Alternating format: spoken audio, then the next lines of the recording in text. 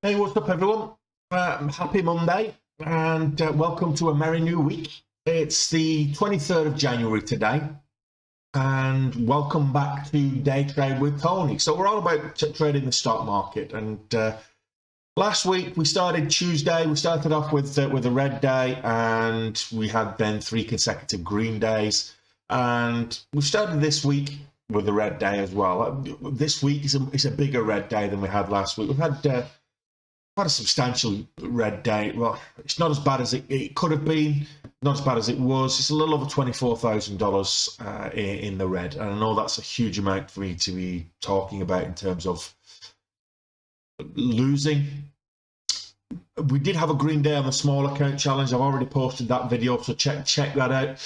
But trying to be aggressive and just not managing my risk today. So I traded like horribly today, quite frankly, and got in. First trade I took was a losing trade.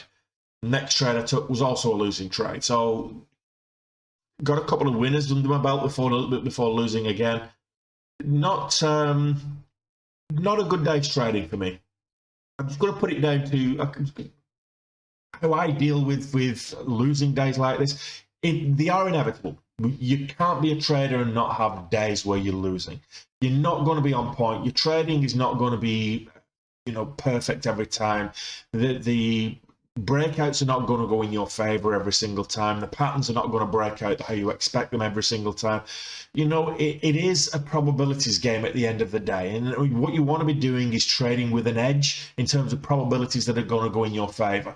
But even if you're trading with an edge and you're 80% in your favor, that extra 20%, you can have a day where you get hit by that 20% every single trade.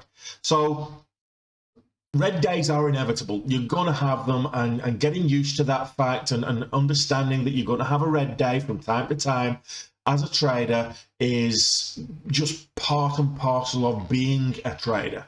If you're going to day trade for a living, you've got to accept that you're going to be wrong a lot of the time. The good thing is if you manage your risk according, which I didn't today, by the way, but if you manage your risk according and you manage your risk well, you can be wrong 2/3 of the time and still be a profitable trader. So every 2 out of every 3 trades could be losers. But if you're managing your risk, that one winner will be bigger than your 2 losers combined. So hopefully you can take that on board and you can manage your risk.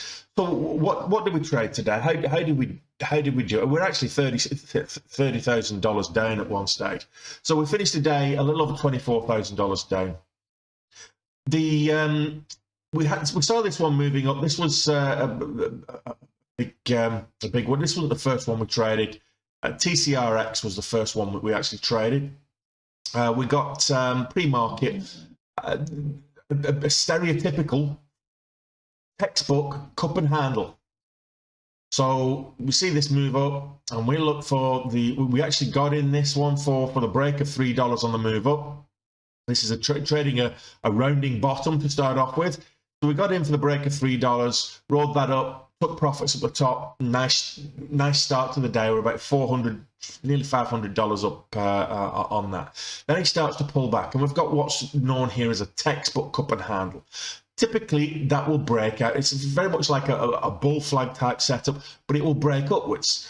So what I did is I waited for that breakout, and as we got the breakout, I entered the position. And whilst we did get a pullback, it made further new highs. So it looked like we're going to get that breakout for the break of $3. I added to the position for the break of $3, and it pulled back. And that's essentially where we lost our first amount of money. And this sold off for pretty much the rest of the day as well. So that wasn't a great one. Because we've gone in big size as well. We tried to trade this a little bit later, but again, it just didn't go our way. So as this moved up here, and we got in again for the break of the VWAP, and it sold off. So hopefully we can put that one to bed. That's what I was thinking, but no, we had to trade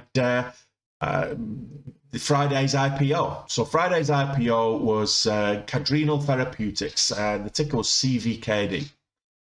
And this was terrible, a terrible trade as far as I was concerned. It moved up huge amounts. The volatility on this, I think we had an ATR at one stage of about 80 cents. The volatility was huge. Look, quite frankly, I waited for the pullback. I was a good boy this time.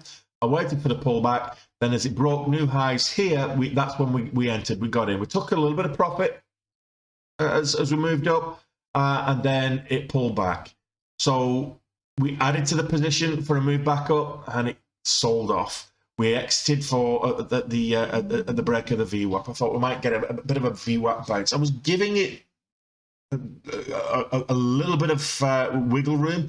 Really, in hindsight, should have got out at 750. As it broke these lows here, that's when I should have got out.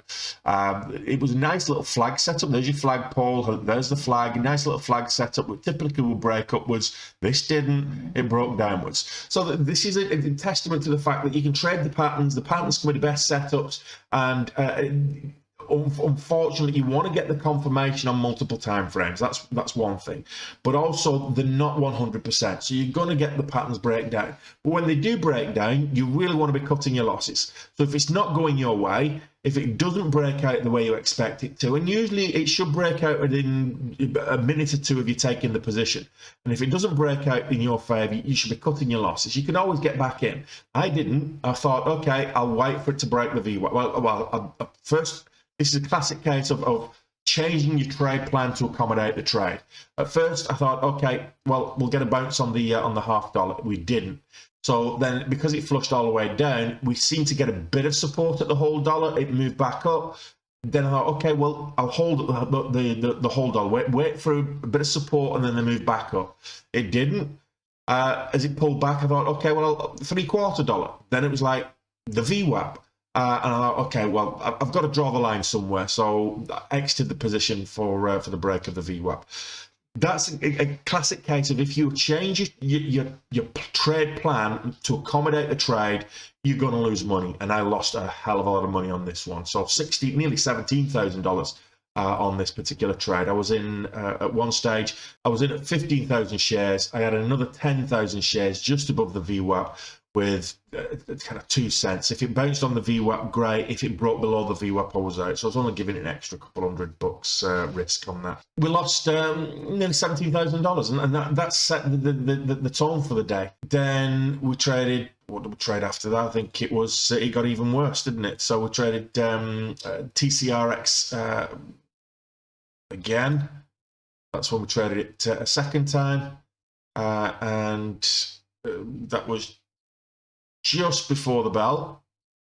So we got in for the break up here. I mentioned that, and that it sold off. So that, just before the bell, we actually got out, and I'm glad we did, because clearly it was selling off. Then we traded AMD. So we traded AMD. That went in our favor. So AMD, that was our first green trade of the day. This moved up well. In hindsight, we could have just held this and made a lot more money than we actually did.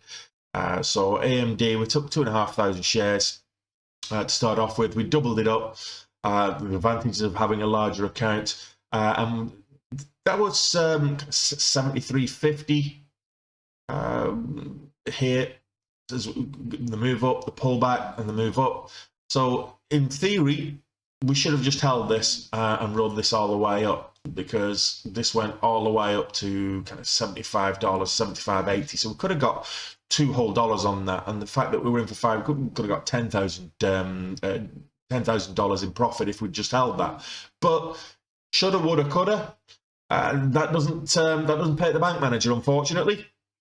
And then we traded Cosmos. Cosmos Holdings came good for us.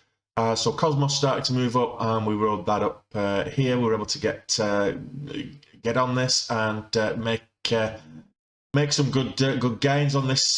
We got this little spurt to break the VWAP here, and then as we got this pullback, that's when we got in here, and then we were able to ride this up, and we took our first profits here. It pulled back, and then we took the remainder off at the top. We're getting kind of the devil horns, the double top formation, if you will. So we took the remainder off there, and rightly so, because a couple of seconds after taking that off, it flushed down, and it didn't even come back above $5 for the remainder of the day. So that was our second green trade. We did then traded Wayfarer and kind of inverse head and shoulders, where we got the inverse head and shoulders. One shoulder, there's the head, there's the other shoulder. So we got in here, and whilst it did pull back, it didn't pull back far enough for us to get stopped out, and then it moved up, and we were able to ride that up. So that was Wayfarer. That was our biggest trade of the day in terms of positive.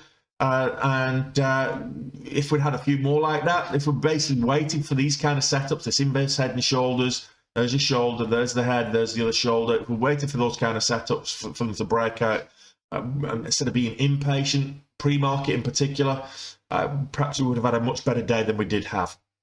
And then our last trade was Genius Group, and Genius Group started to move up here, and this is where we traded it. So as it broke $5, we got in there and was able to ride that up all the way up to a whole dollar move. And we did get took some profits here. We got stopped out a couple of times, and then we got a little bit more on the way up here to $6. So we got just under $3,000 with Genius Group, and then we look for when they started to make a move up again. We tried to get in again, but it actually broke down. So that was kind of a lost about $50 or whatever, break even.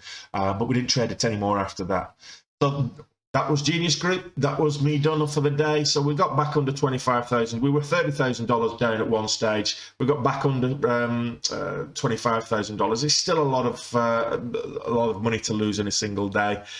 But hopefully we'll be able to recover that throughout the course of this week. We've got 4 trading days. I'm targeting myself on $6,000 a day, so 4 times 6 is 24. So just have to achieve pretty much on point for 3 of those and slightly over on another one. We'll cover the drawdown. So yeah, not a good start to the week. Unfortunately, it happens. That's just the way it is. If I look at the statistics, this is what I tend to do when I've imported the trades already. This is what I tend to do when I have a bad day, is zoom out. So if you zoom out, if you have a bad trade, you zoom out on the day. Are you still down on the day? Yes, I was. Zoom out. Where are you on the week? Well, it's Monday, so it's the first day of the week. It's a red day. So zoom out, where am I on the month? And then subsequently I would zoom out on the year. So zoom out on the month. We were over, based on our results on Friday, we got over $100,000. I figured this week we would get over goal, which is $120,000. We've just put a big question mark over that with the drawdown today, but let's see if we can recover that quickly. Then there's a chance we can get there. We've still got 6 trading days left, so 6 is a 36. We need 40,000 or 42,000 to get to goal. So there's a chance there. We just need to overperform on a couple of days. So 6,000 is our average per day, which is pretty much on point where we need to be. 78,000 is where we are in terms of total gains on the on the month as well. So because there's been a couple of bank holidays, we didn't start trading because of obviously New Year as well. We've got a little bit to make up in terms of the 20 days or the gap on that, so we could still do it. 6,000, an average of 6,000 per day is what we're looking for in terms of gross numbers. If we look at win-loss expectation, it's not really changed much today. Pretty much 4-3, 4 winners to 3 losers today. So it's not really changed much in terms of that. What has changed is now we've done $95,000 in losses, 173. So 100, almost 2 to 1. So it's a little worse than 2. We were better than 2 to 1 before today, but now it's a little worse than 2 to 1. So the main thing here is we've got this huge drawdown to recover from. So $24,297 to recover from. Equity curve was looking great up until then. So we only had this one little drop, but we've just basically in one day wiped out all of last week's gains. So yeah, let's see what we do tomorrow. I guess a little bit disappointing today, but if we zoom out, we're still in a very good shape on the month. We're still in a very good shape on the year. I know it's only January to talking about the year as yet, but you want to start getting yourself a good foundation, a good foothold, and we're still in very good shape. We're doing it all again tomorrow. We're trading live, streaming live as I'm trading. Come join me. An hour before the market opens, we're streaming for the last hour of the pre-market. We're streaming for 90 minutes after the bell, after the market opens. So 2.5 hours of live day trading, the stock market. Come join me and we'll do it all again tomorrow. And we'll see if we can make some inroads into this drawdown. Hopefully I'll see you there. And in the meantime, enjoy your evening. Take care. See you soon.